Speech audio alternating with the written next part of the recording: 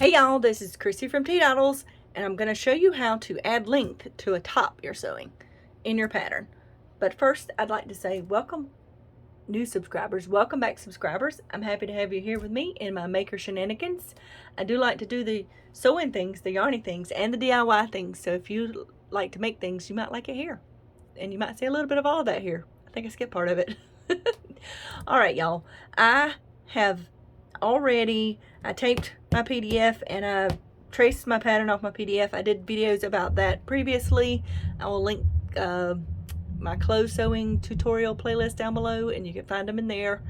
If you hear thunder in the background, y'all, it's trying to storm outside, so hopefully my power doesn't cut off in the middle of this, because that would be sad, because I'd have to wait till I do another pattern to do this. But generally speaking with patterns, and this is the DG pattern for the Sew Top from DG Patterns. This is the one y'all voted for, mostly because of the fabric, I think, which I have off to the side. It was in my previous videos.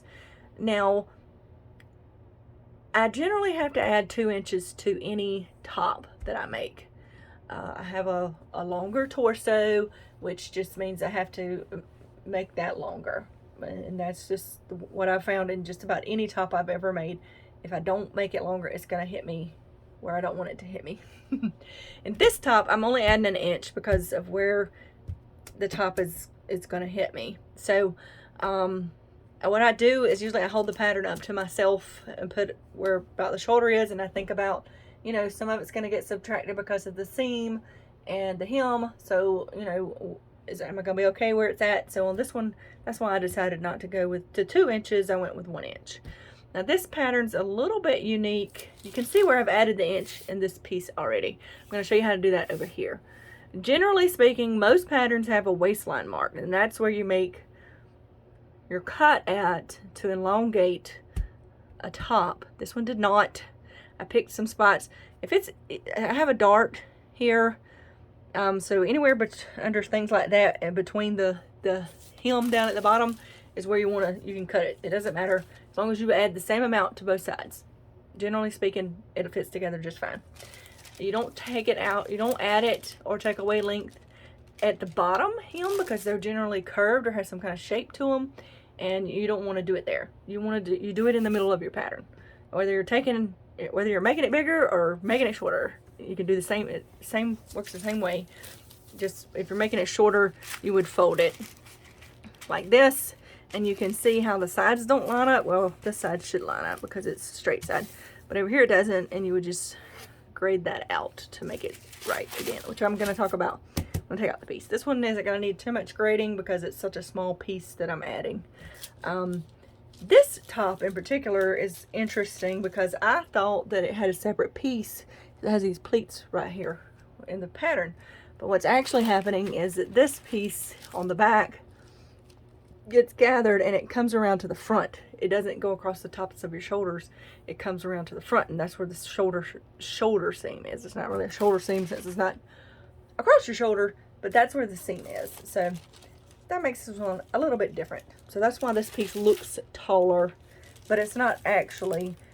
This is where the hems line up, and once I add my inch and put this dart in, this will match up. Okay, so this is what it's going to look like. I'm going to do this other piece, and now my dog is coming in. Hopefully she doesn't make too much noise. Now hold on just a second. Okay, just needed to shut the door so to keep any extra noise out. All right, so the first thing I'm going to do is cut my pattern right across this line I've created. I'm going to double check this because I had a little issue when I did my other piece. Okay, so this is not, I want this to be perpendicular to this side because this side is straight. This is where my back seam goes. This side is flared. This is where my side seam goes. So my line is not quite perpendicular to this line, so I want to make it perpendicular. So I'm just going to redraw this line right quick. There we go, because I made this line on my other pattern piece, my PDF pattern piece, and I don't think I didn't get that quite straight. But this is easier to get straight. All right, so that's where I want to actually cut it at. So I'm just going to cut this straight across here. You can use your straight edge if you want. If I go slow, I can cut this fairly straight with my rotary cutter. There, I cut my pieces apart. Not a big deal. This is also why I trace my PDF patterns and I don't make alterations on the PDF pattern, because I don't want to have to print them out again. Alright, so I'm just gonna tape this right in here. I'm gonna tape over here. I like to tape one side to the tissue paper first.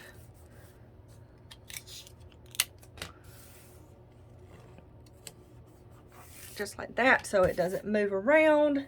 I can go ahead and cut off. I've got a little more than 1 inch because I know it's going to be more than 1 inch. So I have enough to tape to the back. So I get this out of my way. There we go. Now I'm going to take this ruler. Now this is I have a quilting ruler. This one's a little more flexible. It's a dressmaker's ruler. It's just, I don't know. I find it easier to use for this. Ooh, big thunder. Here we go.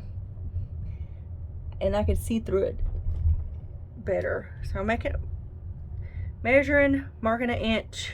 I can see it's perpendicular here as well.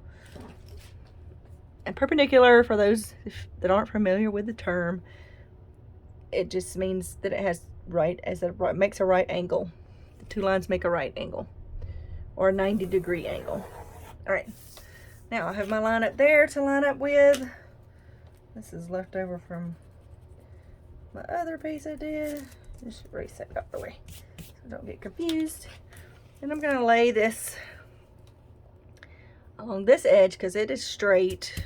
Try not to bow up your tissue paper so I can, come on tissue paper, lay flat for me. So I can make me another line. I think that went a little crooked. I'm gonna do that again.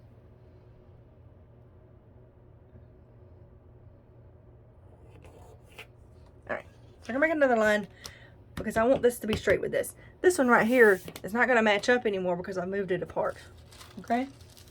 So I should be able to put this here in this corner and lay it right across that line, which is what is working because I got my lines straight, okay? So it's 1 inch apart. Usually patterns have one side that's perfectly straight. It usually goes on the fold, or there's a seam in the center that you can line up, and usually the side seam is the one that flares. So you want your straight seams to line up, and then you make adjustments on the side that flares. All right, so now let's see, let me move this back this way a little bit.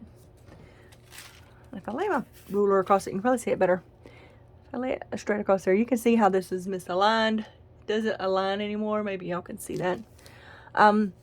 So what you do is I align the ruler with this and I tilt it back until it gets to a point where, well, this one's wanting to be way back here somewhere.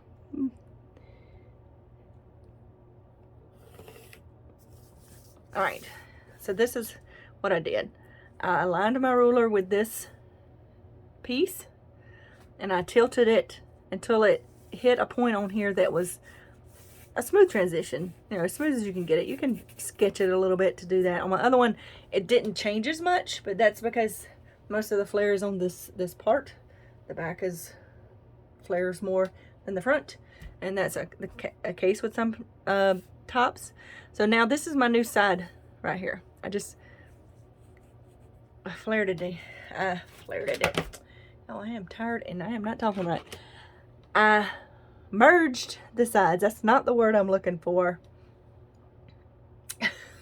I think I said it previously, but y'all get what I'm talking about, hopefully. I'm going to tape this just a little bit more. So it is important to leave that little bit of extra out on the side when you're doing this. If you had to add more or take out more, you're going to want more to account for this so you can get it smoothed out right, okay? You want a smooth transition, as smooth as you can get it, transition there. Now I will cut my pattern again on the new line. Right there. And over here, I will cut it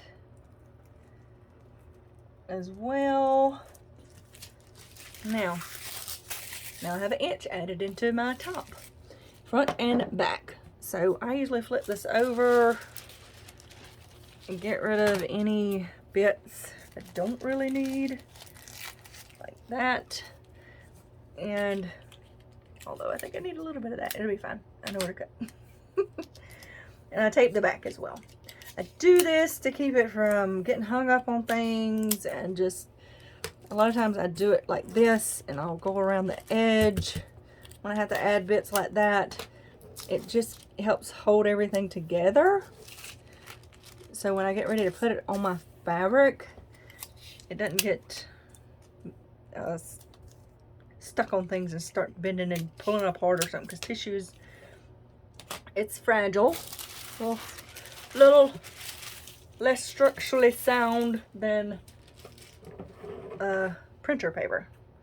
So I'm going to cut this because this was over too far. That is okay.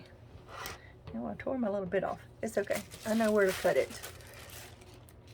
So don't do that. Don't be tearing things hastily like I did when you just got your pattern like you wanted it. Alright, so that is how you add a link to a top. That's a fairly easy alteration, okay? It works a little bit differently when you want to make it wider, or you're wanting to do things like that. So I'll talk about that at another point in time, because sometimes maybe, like if you have a top measurement that's way different than your bottom measurement, which I have that issue sometimes too, but because I have broad shoulders, generally speaking, I can pick for my waist or my hips and still get it to fit if I get pick the bigger size. I usually take up any excess after I've sewn it together and tried it on, just to see if I like the way it fits. But if you really need, like say you have a really large bust, but you don't want it to be like a sack at the bottom, you want it to flow better at the bottom, you have to do a slightly different thing to make those kind of adjustments. And I'll talk about that in a different pattern. Now for this pattern, I also need to alter the sleeve. I need it to be wider. I forgot to do that in my knitted pattern, which is more forgiving because it's stretchy. This fabric is not stretchy. I must make this alteration if I don't want my sleeves to be squeezing my arms like sausages. So this one's a little more to it, because if whatever I do to make this bigger, I have to also change the arm side and make it bigger as well. Okay, so I've got to make adjustments in both places. So I'll do another video about that one, and I hope y'all, and we'll talk about making your changes here and here when you have two pieces that need to fit together on a curve still. And sometimes if you got to make big alterations, you got to make a lot of little cuts, but we'll talk about that in a different video. For this one, I kept it pretty simple, a simple alteration to make to your patterns. You just make it bigger. Like I said, you can do that anywhere. I would stay a little way from the armhole and a little, you know, about 2 inches away from the armhole or the hem. You can cut this anywhere in here to add, as long as you grade this side and you add the same amount to both sides. Okay. If you wanted to make it shorter, you just do this in reverse. You would match your, you would have your waistline, and you would draw an inch from your waistline, and you would match it kind of like you do a pleat or a like a dart, like that. And then you would also, you'd grade, except you'd be taking stuff off instead of adding a bit to it. So that's all you gotta do. So never do it at your hem, because that's gonna mess up the way your shirt hangs, and your hem line you don't need to touch. do it in the middle. All right, hopefully y'all found this helpful and I didn't ramble on too much about it. Like I said, my next sewing tutorial video will be about adjusting the sleeve width. And eventually we'll get this whole shirt shawl sewn up so you can see how it looks. This one's a little more complex than the last one I did, but not too complex. I will also show y'all how to do the gathers here to make the little pleats that are, well, they're not really pleats, they're gathers. There's a difference between pleats and gathers, but anyway, I'll have a video about that too. So, as always, if you have any questions, please let me know in the comments down below. You can also email me. My email is listed down below. And check out my clothes sewing playlist for more tips on sewing clothes. And I will see y'all in the next video. Bye, y'all.